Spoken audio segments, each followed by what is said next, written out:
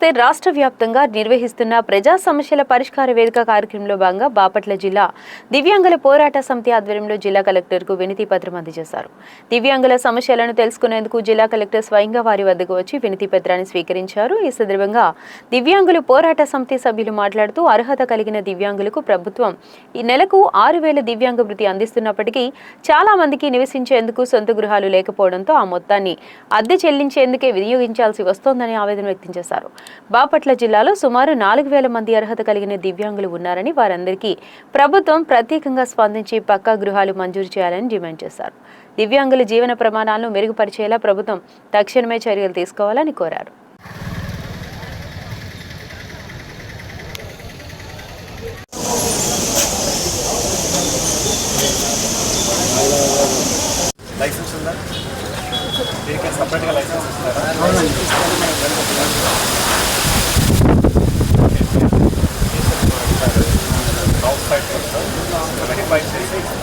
మేము మొత్తం నియోజకవర్గం మొత్తం చీరాల, బాపట్ల, రేపల్లె, వేమూరు, పచ్చూరు అన్ని ఏరియాల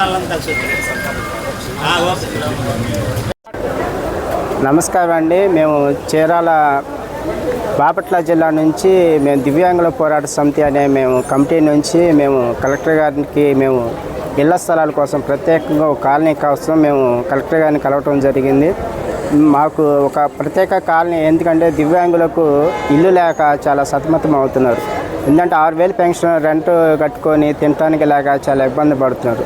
ఇవన్నీ మేము దృష్టిలో పెట్టుకొని మేమందరం కలిసి ఒక యూనియన్గా కలిసి కలెక్టర్ గారికి మాకు ఒక కాలనీ లాగా ఏర్పాటు చేస్తే మాకు సొంత ఇల్లు అనేది ఒకటి ఉంటే ఆ పెన్షన్తో మాకు జీవనం గడవటానికి అవకాశం ఉండేది. అందుకోసం కలెక్టర్ గారిని కలవటానికి వచ్చాం. కలెక్టర్ గారికి ఇచ్చాం. కలెక్టర్ గారు సంతోషంగా తీసుకొని ఏర్పాటు చేస్తానని మాకు హామీ ఇచ్చారు. త్వరలో చేస్తానని చెప్పారు. Thank you.